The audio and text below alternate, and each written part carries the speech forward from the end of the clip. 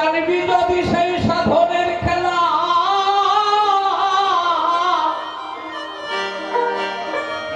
আগে যে হও গুরুদাসী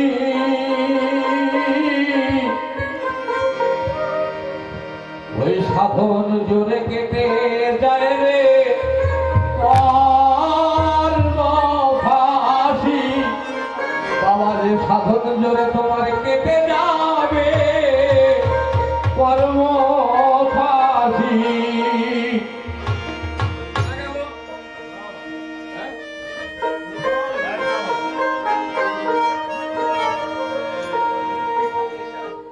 ওরে